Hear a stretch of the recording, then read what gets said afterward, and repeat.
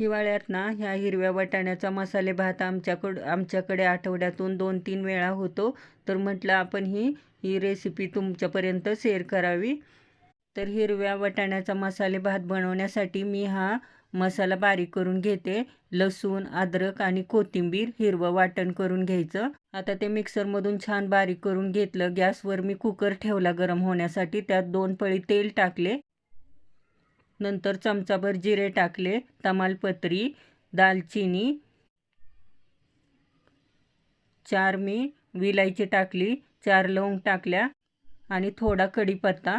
कढीपत्ता तडतडल्यानंतर भरपूर असा उभा कट केलेला कांदा टाकला. उभा कट केलेला भरपूर असा कांदा टाकून तो कांदा छान लालसर कलरवर भाजून घ्यायचा. नंतर असं मी आडवा कट केलेला टोमॅटो टाकला, 1 टोमॅटो. तोही तेलात छान परतवून घेतला. आणि नंतर जे हिरवं वाटण केलं होतं, कोथिंबीर, लसूण, अद्रक, तेही टाकलं तेलामध्ये. आणि हे मसाले, तर ह्या मसाल्यामध्ये गरम मसाला, काश्मीरी लाल मिरची पावडर, बिर्याणी मसाला, चवीपुरते मीठ, हे सर्व मसाले टाकून छान तेलात परतवून घेतले. नंतर एक बाउल भरून असे वाटाणे, हिरवे वाटाणे सोललेले होते ते टाकले. नंतर 2 बटाटे त्याचे काप करून टाकले, शेंगदाणे थोडेसे टाकले. नंतर छान असे मिक्स करून घेतले. छान मिक्स करून झाल्यानंतर हा तांदूळ आहे, हा दिल्ली राईस तांदूळ मी स्वच्छ धुवून घेतला आणि तोही कुकरमध्ये टाकला. नंतर नंतर ते उलताण्याच्या साहाय्याने छान मिक्स करून घेतले व त्याला लागेल एवढे पाणीही टाकून घेतले. पाणीही टाकले आणि छान उकळी फुटेपर्यंत ही करायचं. लगेच कुकरचं झाकण लावायचं नाही. चांगलं शिजू द्यायचा भात.